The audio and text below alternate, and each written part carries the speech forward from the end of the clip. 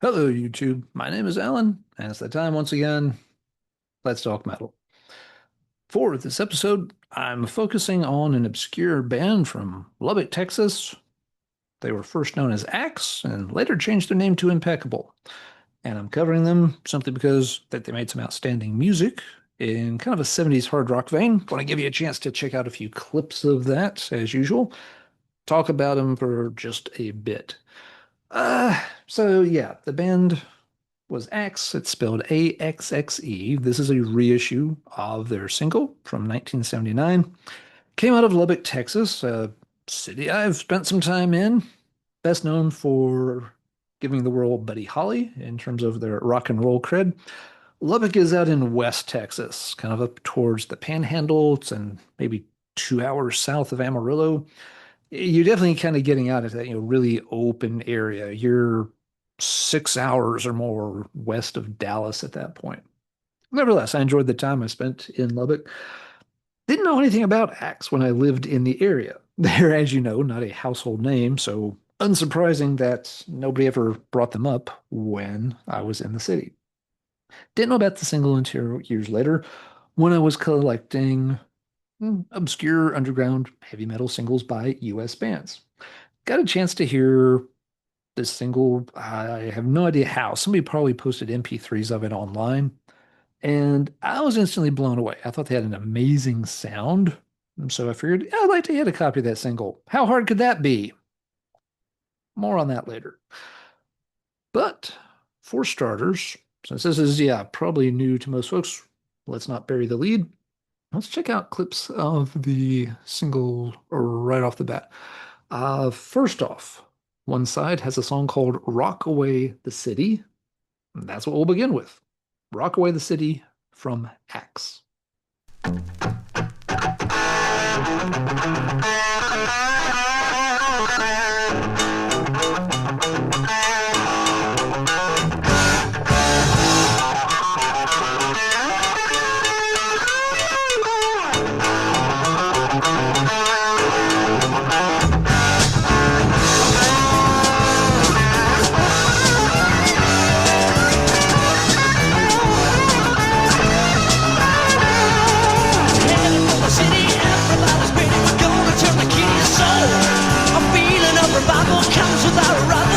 Everybody's ready to roll. I tell you, no one's gonna stop the solution, no matter how hard they try.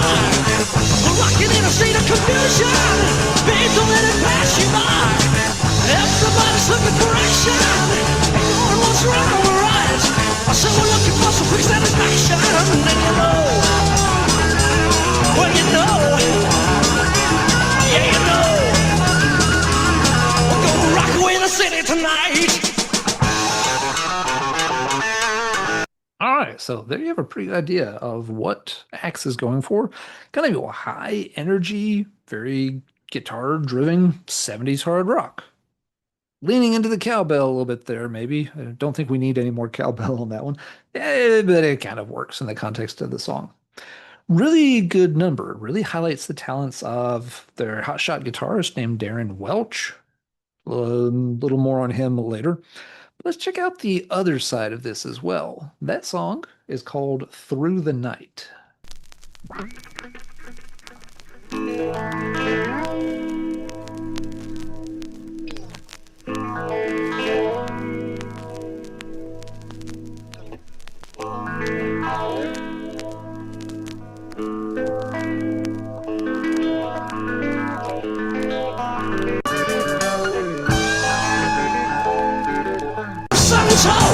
Find the light within the dark. Breathe the hate within your hearts. Don't bring the light of day. Got you every step of the way. Let the wrong become right. Forever on through the night. My mercy. Souls made free. Lightning strikes.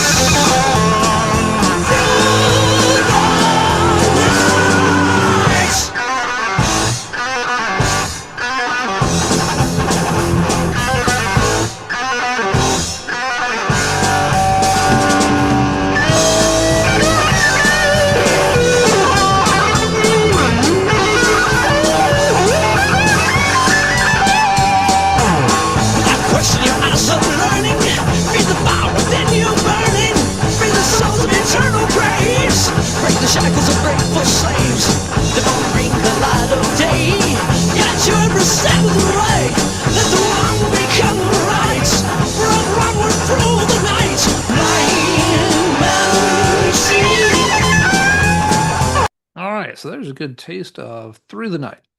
Rockaways in the City, the A side, that's a good song, a fun song. Through the Night is an amazing song. This is an exceptionally well done song. Once again, really highlighting the talents of Darren Welch on guitar.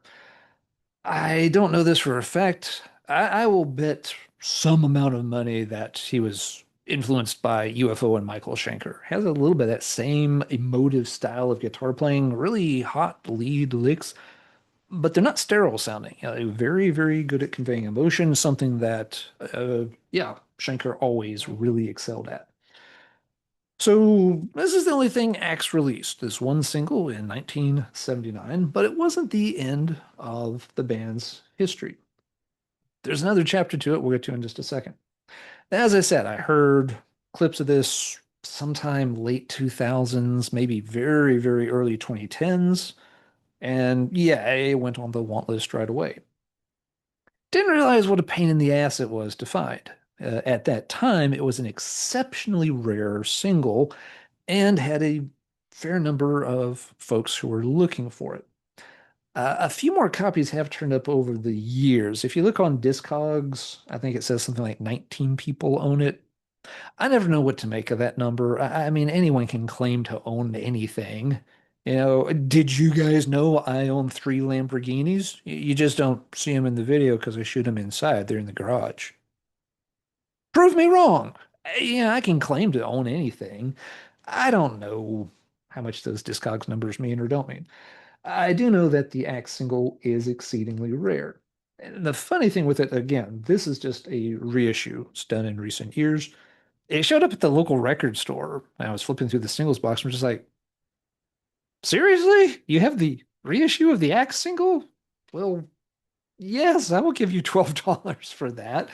Really random thing to show up, but they get some really cool stuff in that store. And as you saw when I showed pictures of it during the sing clips, it's actually got some liner notes and stuff with it, which you don't often get many of with a 7-inch reissue. So that was cool. Um, this is the fourth copy of the single I have owned. I got a little wee bit obsessed with the Axe single, and I've owned three original copies of it over the years. The first copy I owned was unplayable. It had no picture sleeve with it, and it was beat to smithereens.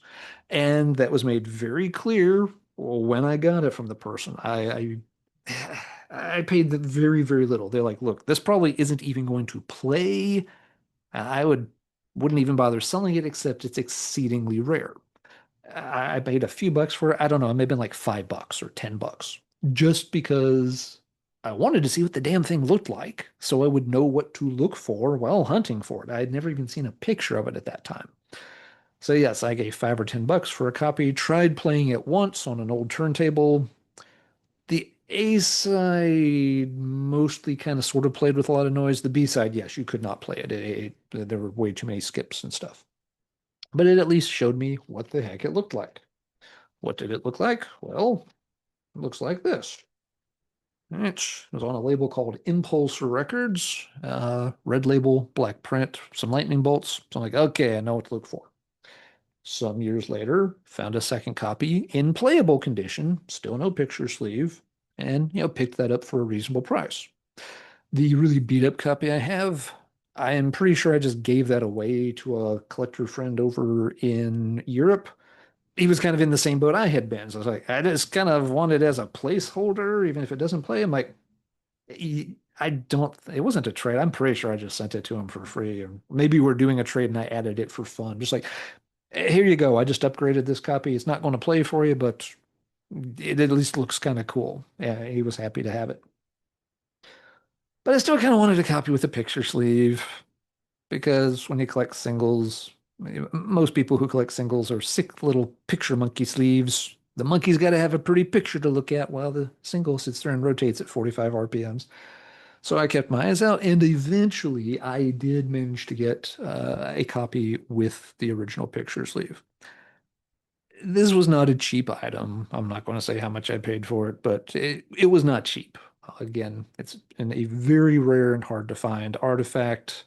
I know people that have searched on the local Lubbock scene for years trying to dredge up even one or two copies of this, and have found zero copies of it. So even there at ground zero, copies just don't materialize.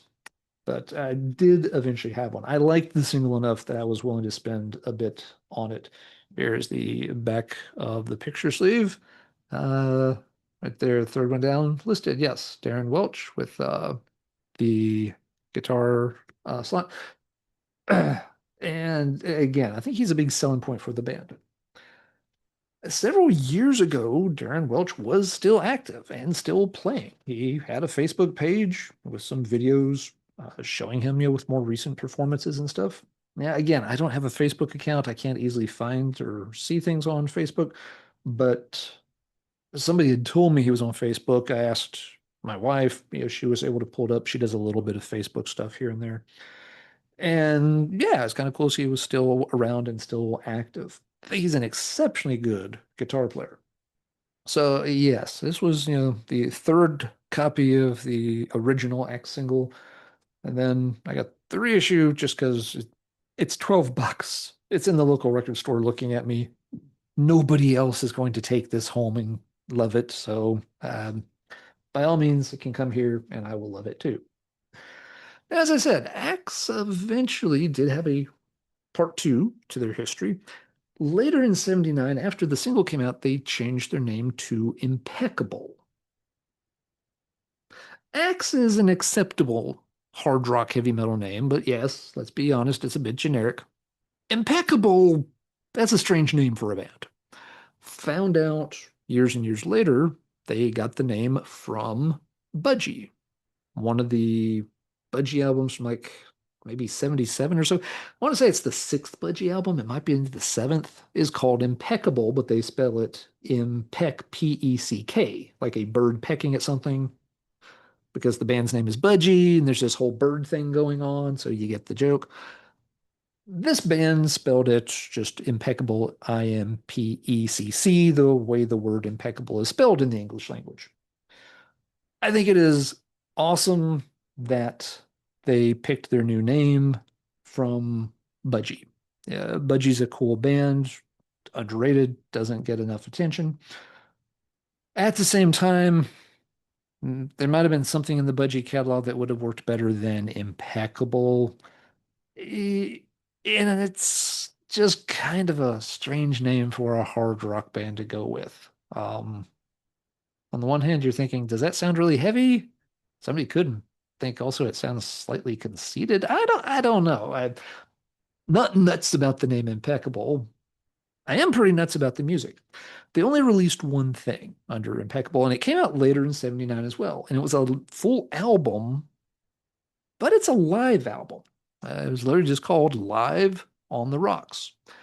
It has a plain white cover. This is a CD reissue of it, but the LP looks exactly like this. There's a little picture in the bottom, which if you look closely, it's just like a picture, kind of like a little cartoon hippie, or not really hippie, just I guess like a long hair, rock dude holding a sign that says disco sucks.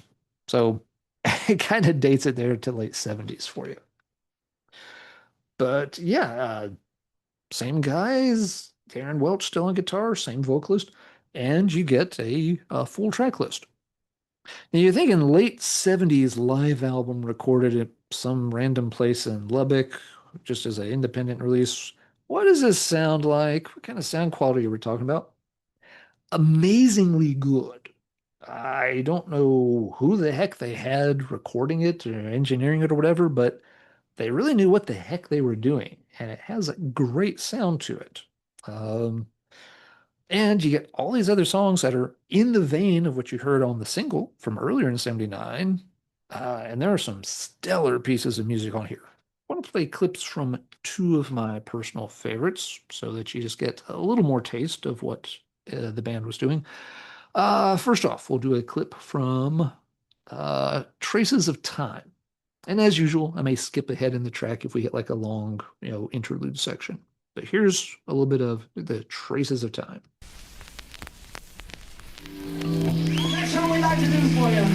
It's called the Traces of Time.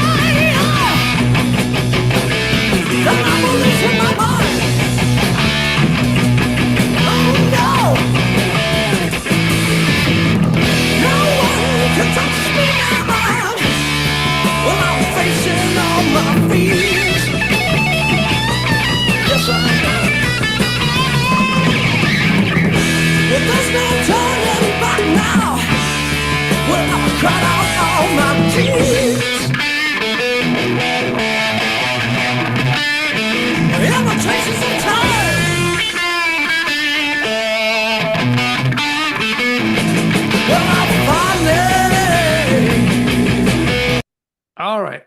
Let's talk about what we just heard there.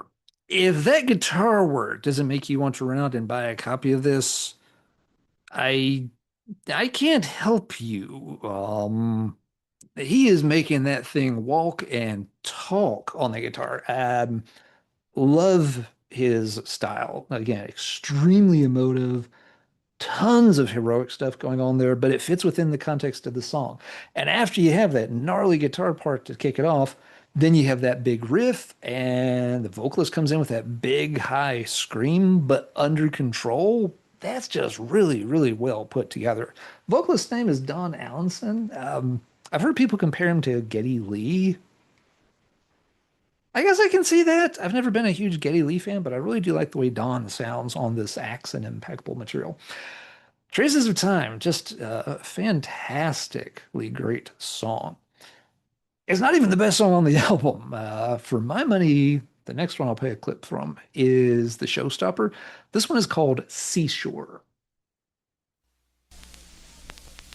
When I take you down by the seashore.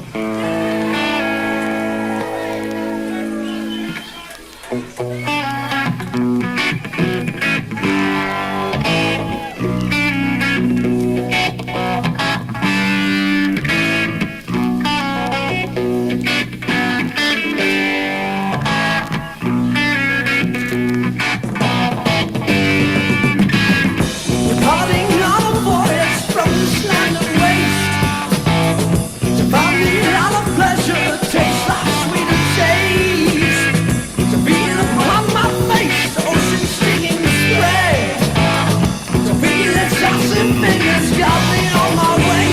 I made it.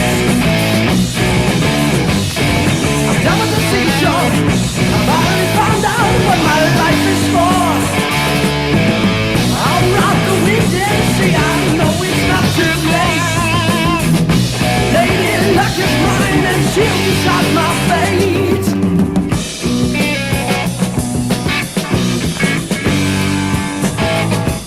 Okay, that song, I've heard it 100 times over the past 15 years, and it still sends fucking chills to me. Fucking great stuff there. Really well written, intelligent lyrics, good vocal performance, killer guitar work. That riff in the chorus with those little guitar accents above it. That is everything I want and love in late 70s hard rock. And this is more of a hard rock thing, to be clear. If you want a comparison, early Riot, 70s, Guy Speranza era Riot, kind of like this stuff. So again, it's on that border where you can see where guys who just a few years later would be playing heavy metal would have heard this, liked it, and built upon it. But it might be a bit of a stretch to try to call this itself heavy metal. Somehow doesn't quite feel like the right niche for it. Regardless, though, it's absolutely fantastic. You do get stuck with one cover song. Hey, it's a small live band playing a small venue. Of course, they have a cover song. And yes, it's Johnny B. Good. They do a better job on it than Judas Priest did. Let's just leave it at that. Um, the Impeccable LP, it shows up from time to time. It's not the hardest thing in the world to find. I see the price vary wildly on it. I see some people wanting hundreds of bucks for copies. You can certainly get a copy for under $100. Again, if you're patient, shop around, you can get a decent copy for a decent price. I don't know how hard the CD is to get at this point. I just picked it up because I'm a sick little collector monkey, but I really love the album, and sometimes you want to throw it on easier and more conveniently than taking out the LP to play. This was, again, though, the only document for Impeccable. Uh, Sometime within a year or two after this, the band split up due to musical differences. If I remember the liner notes correctly, the vocalist kind of wanted to go in a different direction than the rest of the band. And yeah, that was kind of that. As I said, Darren Welch went on and has played guitar at least into the middle 2010s, if not more recently than that. Amazingly talented dude. Just his work on this single and this album alone puts him among, guitarists that deserve to be more highly praised. I wish there was more material, but if there was more material, maybe it wouldn't be as special. Maybe they would have changed directions and put on skinny ties and smart blazers and played new wave music or something. Who knows? You never know. It's always easy to say you want more by a band like this, but maybe just having this small but really, dare I say, impeccable body of material. I'm sorry, even I'm it, yeah, that was uncalled for even by my standards, and my standards for dad jokes are pretty low. But yeah, the point is having a small amount of great material makes it just all the more special. That's all there is to say about Axe. So now I want to wrap this up and let's talk metal in the comments down below. What do you think of this? Again, it's not going to be heavy enough for some folks, but I'm hoping that a few folks will hear it and connect with it. I think it is outstandingly well done music for that particular style. Uh, are there other bands of this style that you would like to shout out to folks? Budgie came up here, incidentally. Budgie is a quirky band, but they did have a lot of great songs and had an influence on later heavy metal legions as well. Dave Mustaine took a lot of influence from Budgie, for instance. So maybe there's other bands from this kind of late 70s period that aren't quite metal, but you feel they deserve to be in the conversation. Obviously, things like Tin Lizzy and UFO are part of that conversation. But maybe there are others that you think, hey, if folks liked Impeccable or Axe, you should also check out this, or don't forget about that. It's not a time period I'm overly well versed in. I know a few things here and there. Axe is just one that happened to cross my path, and I got fixated on it. And that's why we've done the video on this one. But it'll be cool to see if folks want to shout out some other similar bands from that time. That's all for tonight. Until next time, everybody take care. And as always, keep banging your head.